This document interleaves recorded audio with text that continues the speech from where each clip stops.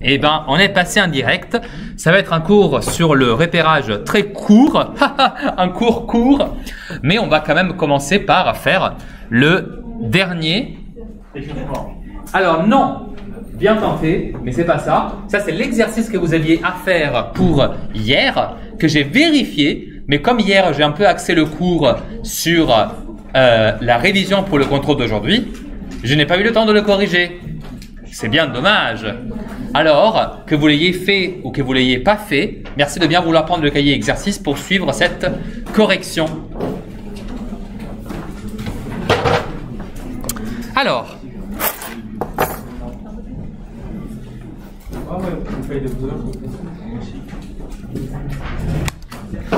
juste, vous continuez de me poser cette question et moi je continue de ne pas comprendre. Ça ne change rien. Depuis le début de l'année, quand on fait un contrôle court, après je fais court. Non, mais moi je rappelle mon cahier de cours. Moi aussi, mon cahier c'est le plus important. Et laisse mon cahier d'exercice. D'accord. Donc en fait, c'est une question de paresse de dos. On va dire que ça. Exactement, monsieur. D'accord. Quelqu'un d'autre?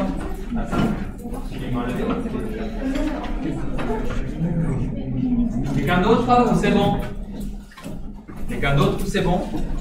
Très bien. Donc, construire un repère. Attention du coup à cette nouvelle notation OIJ. Qu'est-ce que ça peut bien vouloir signifier? C'est très simple. Vous faites les deux axes en pleine tranquillité. O et vous mettez I et J. Comme ceci. Je vous rappelle que I et J, ça signifie que ça va être l'unité de votre repère. Donc par exemple, ça va être 2, 3, 4. Ça va être 2, 3, etc. Et ça va être du coup moins 1, moins 2, moins 3, moins 1, moins 2, etc. Voilà. C'est toujours comme ça dans l'ordre alphabétique. Comme ça et comme ça. Comme ça, pour aller de ce côté et de ce côté. Alors, c'est à cause du fait que les axes sont orientés vers la droite et vers le haut. D'accord? Pour toujours nous donner une dimension vers les positifs et vers les négatifs. Ok. Première question. Du coup, petite question de moi à vous. Est-ce que vous arrivez à lire si je laisse comme ça? Oui. Évidemment, je pose la question en particulier à Mila, Marine, Assa. Vous arrivez à lire? Qu'est-ce qui est écrit ici, Marine? D'accord. Et ça? Assa? Quoi? D'accord, ok. Merci beaucoup pour vous. On va faire ça. Première question. Placez le point A de coordonnées moins 3, 4. Alors, quand il dit un texte d'exercice placé, vous faites exactement ce qui est demandé. Pourquoi je ne vois pas tout le monde écrire? Salut Andy, pourquoi t'as pas un stylo dans ta main? Pourquoi tu n'écris pas? Pourquoi tu prends pas des notes? Allez, on y go! Énergie, puissance, pétillance. Oui. Ça change tout. Non, justement, c'est très important de penser que l'ordre alphabétique est aussi maintenu dans les coordonnées. Donc, comme là, il m'a donné moins 3, 4, moi, je dois respecter ce qu'il m'a dit. Moins 3, ça va forcément être la coordonnée horizontale. Donc, moins 3, c'est ici. Et puis, tu vois, je monte jusqu'à arriver à 4. 4, c'est ici. Donc, ça, c'est le point de coordonnée moins 3, 4. Tu vois, si tu avais dit 4 moins 3, tu l'aurais tracé là-bas. Dans quel sens comment on place les lettres? Tu sais parce que la coordonnée est donnée. C'était moins 3, 4. Ou tu parlais de I et de J? Ah, I et J, c'est toi qui décides comment les placer. Tant que I est positionné ici et que J est positionné ici, tout est correct. En fait, I et J, j'aurais aussi pu les mettre, par exemple, tu vois, ici. Mais comme je voulais faire un repère qui soit pas trop serré, avec plein de valeurs petites, l'une à côté de l'autre, j'ai préféré les éloigner un peu. Mais c'était moi qui ai décidé ça. D'accord? Deuxième question. Construire un représentant du vecteur U. Donc, U sera un vecteur. Et ses coordonnées vont être 4 moins 3. OK? Donc, je vais maintenant tracer ce vecteur. Et regardez, hein, lui, il dit construire un représentant du vecteur U de coordonnées 4 moins 3. Mais il ne spécifie pas où est-ce que je dois le placer. Et comme il dit que ça doit être juste un vecteur posé quelque part, moi je le fais où j'ai envie. Quand ce n'est pas spécifié en mathématiques, ça veut dire que vous êtes libre. Et la liberté, ça veut dire que vous devez prendre des décisions. Donc, je choisis de prendre un point au pif, par exemple ce point-là. Vraiment, je l'ai choisi au hasard. Et j'ai fait le vecteur de coordonnées 4. Donc, ça veut dire que ça correspond à faire 1, 2, 3, 4 pas, vous voyez, vers la droite. Et puis, moins 3. Ça veut dire quoi, moins 3? Ça veut dire que vous faites 3 pas vers le bas. Donc, ça fait 1, 2 et 3. Autrement dit, le vecteur que je suis en train de tracer, ce sera ce vecteur-là. Et hop, voilà, c'est fait.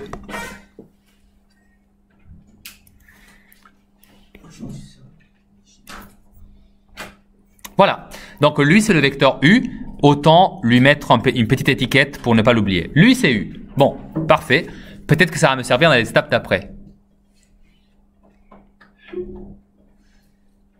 Ça te gratte le dos, Youssef? Non, c'est ça main.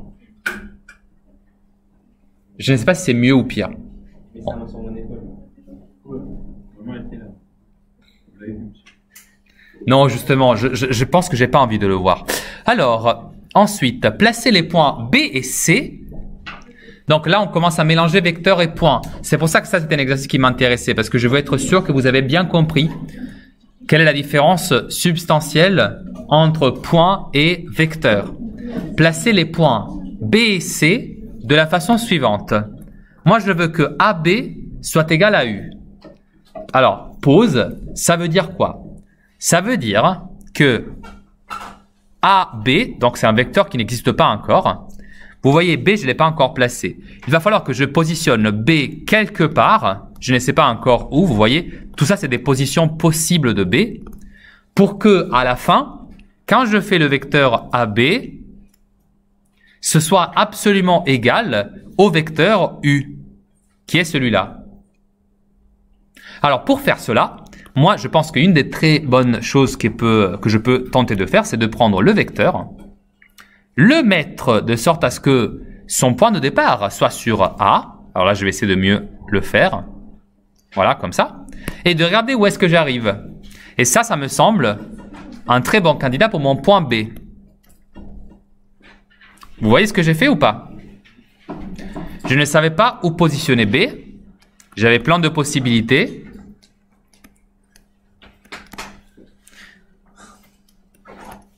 Et du coup, ce que j'ai fait, c'est que j'ai exploité une copie du vecteur U que j'avais tracé tout à l'heure pour choisir précisément où placer le point B. Ça, c'est vraiment comme dans Koh-Lanta, quand vous savez que vous avez trouvé votre balise, on vous a donné la direction et maintenant, il faut juste trouver le poignard. Donc, A, ici à l'euro de la balise, on vous a donné la direction à suivre et le nombre de pas, et vous arrivez au poignard. C'est vraiment ça l'idée. La balise, c'est votre point fixe sur le point A, et vous avez besoin d'arriver jusqu'à B. Andy, tu es en train de noter ça? Non, parce que tu n'utilises pas ton stylo depuis 10 minutes. En plus que te le rappeler 2 fois. Ah ça, est-ce que tu es en train de suivre ou tu découpes un mignon dans du papier? C'est pas un mignon. Ah c'est vrai, c'est quoi alors? Tu peux le retourner s'il te plaît pour que tout le monde voit cette œuvre magnifique. C'est pas un mignon. Mais j'ai déjà écrit. J'en doute absolument pas. Mais si tu peux éviter de faire du découpage pendant mon cours, moi je t'en serai éternellement reconnaissant. Alors ce n'est peut-être pas aussi grave qu'une main sur l'épaule, ce qui apparemment gêne certains, mais quand même. Donc, là je vais effacer tous les autres vecteurs que j'avais fait juste pour vous faire comprendre que j'étais quand même libre de tracer B un peu où je veux. Mais il n'y a qu'une seule bonne position pour B. Et d'ailleurs, vous vous êtes posé la question de savoir quel est donc ce point. Est-ce que vous pouvez lire ces coordonnées de B? C'est qui ces coordonnées à lui? Oui, B. Quoi? Bravo. 1, 1. Et regardez ça un instant. Qu'est-ce qui se passe si je prends les coordonnées du vecteur U, que d'ailleurs j'ai décidé d'écrire en vert. Qu'est-ce qui se passe si je prends les coordonnées du vecteur U et je les additionne au point A? Regardez. Moins 3, c'est la première coordonnée de A. Et la deuxième coordonnée de A, c'est 4. Qu'est-ce qui se passe si je vais additionner à ces deux valeurs les valeurs du vecteur? C'est-à-dire plus 4 et moins 3. Qu'est-ce qui va arriver ici? Quelles sont les deux valeurs que j'obtiens? Oui. Et quelles sont les coordonnées du nouveau point Ayoub? 1, 1. Précisément les coordonnées de B. Et là, c'est le moment où je dois vous dire, coïncidence? Pas du tout, pas du tout. Justement, quand vous utilisez un système de GPS, tous ces systèmes de localisation géographique sur la planète, en fait, ils exploitent cette même idée. L'idée que si vous voulez passer d'un point à un autre, vous pouvez calculer la distance entre ces deux points grâce justement au vecteur que vous pouvez placer entre les deux. Et pour passer du coup du premier point au deuxième point, ce que vous allez faire, ça va être juste de additionner les coordonnées du vecteur. 4 et moins 3 s'additionnent magnifiquement bien aux coordonnées du premier point. Voilà. Donc maintenant que j'ai cette astuce, j'ai la deuxième question. Placez les points B et C tels que CA est égal à U. Petite remarque, ici, un disclaimer tout à fait. CA, ça porte maintenant la lettre A à la fin du vecteur. Ça doit avoir une importance. Ça doit avoir une importance. Qu'est-ce que cela signifie? Ça signifie que ce point C, je dois le placer de quelque sorte à ce que la fin du vecteur soit sur A. Par exemple, comme ça. Par exemple, comme ça. Par exemple, comme ça. Parce que moi, ce qui m'intéresse, c'est le vecteur CA. Or, je sais que je dois faire de sorte à ce que CA soit égal à U. Et bien, comment je peux faire? Est-ce que quelqu'un l'a déjà fait et peut me dire quelles sont les coordonnées de C que il ou elle a trouvées? Non? Alors, pour celui-là, je vais effacer tous les faux points. Ah, intéressant. Je vais effacer tous les possibles points C que j'avais essayé de tracer tout à l'heure. Et je vais vous faire remarquer que j'ai toujours le droit, moi, de faire une petite copie du vecteur U. Par exemple, je vais le mettre ici. Cette fois-ci, regardez. Lui, c'était le vecteur 4 moins 3, je vous rappelle. Donc, c'était 4 moins 3. C'était ce vecteur-là.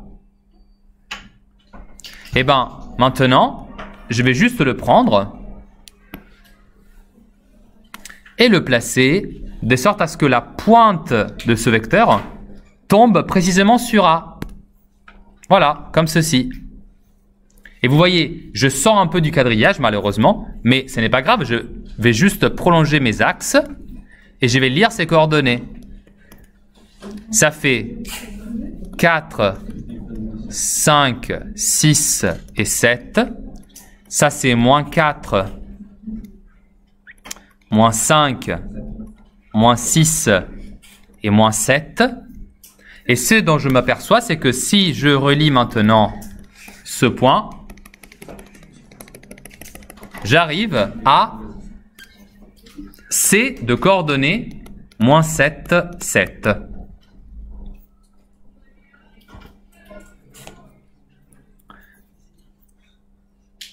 Alors, comment auriez-vous pu trouver ce point sans faire le dessin?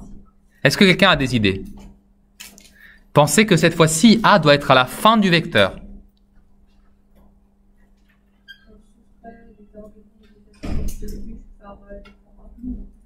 Exactement. Là où, pour B, on avait fait l'addition, cette fois-ci, je vais faire la soustraction.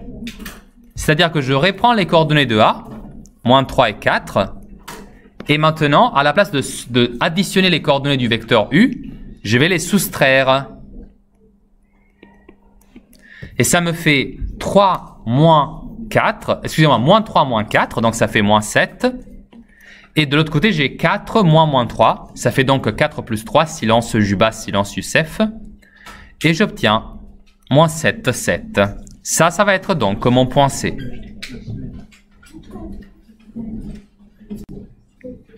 Encore une fois, si vous aviez juste fait l'exercice par le dessin, ça aurait été quand même un exercice correct. D'accord? Là, je suis juste en train de vous expliquer comment vous pouvez combiner les points et les vecteurs pour vous déplacer à votre guise et plaisir dans le repère. C'est ça qui est intéressant en fait. Dans un repère, vous disposez de coordonnées géographiques. Ça, c'est les coordonnées des points. Je les appelle géographiques parce que une fois que vous avez fixé un point, il reste fixe pendant tout l'exercice. Un point A ne va pas bouger. Alors que les vecteurs, comme ça nous indique des déplacements, ça nous indique des translations, des mouvements, eux, je peux les copier, je peux les utiliser pour justement passer d'un point à un autre point. Je peux... C'est un outil beaucoup plus malléable. D'accord? Vous pouvez l'utiliser notamment pour passer d'un point à l'autre. Ok? Donc, on va essayer de comprendre bien comment ça marche, ces interactions entre des vecteurs et des points, mais aussi entre, par exemple, deux vecteurs différents. Ok? Une dernière chose que je voulais vous demander, est-ce que vous avez remarqué quelque chose de particulier par rapport aux 3 points ABC? ABC, oui. Quoi? Ah, tout à fait. Ils sont bien alignés, c'est vrai. Donc, ils appartiennent au même segment, ou même, si vous voulez, à la même droite. Mais il y a un truc de plus, Aya, que tu peux dire. Je vais poser la question différemment. Est-ce que le point A a un rôle particulier dans ce segment? Oui, Hugo, c'est le milieu. En effet, comme le vecteur ici, c'est le même que le vecteur ici, parce que c'est le même vecteur, on l'a construit de sorte à que lui, ce soit une copie du vecteur U, et lui aussi, ce soit une copie du vecteur U. Du coup, A, c'est le point qu'on appelle le point milieu. Tout à fait. Ok? Donc, un point qui se trouve comme celui-là au milieu de 2 fois la répétition du même vecteur, c'est un point milieu. Alors, je vais vous laisser avec des exercices à faire pour demain. Demain, on est samedi. Excusez-moi, pardonnez-moi. Demain, c'est samedi. Vous avez mérité un week-end. Du coup, c'est pour mardi. Quoi? On est même pas en week-end. Mais vous avez le EPS, non, demain matin? Oui. Eh ben, c'est commencer un bon week-end avec une activité sportive. Incroyable. De la danse. Oh là là, j'adore. Vous mettez peut-être les abats pour danser. Comme ça, au moins, vous faites aussi des maths en même temps. On danse en 2 à 4.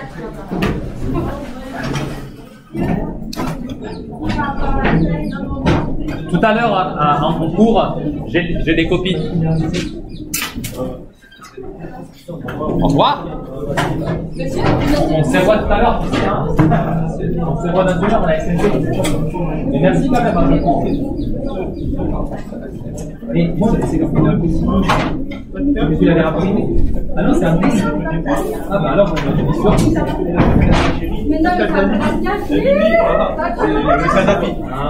c'est fait un imprimé. Alors moi, j'ai cru. C'est Nawazaki.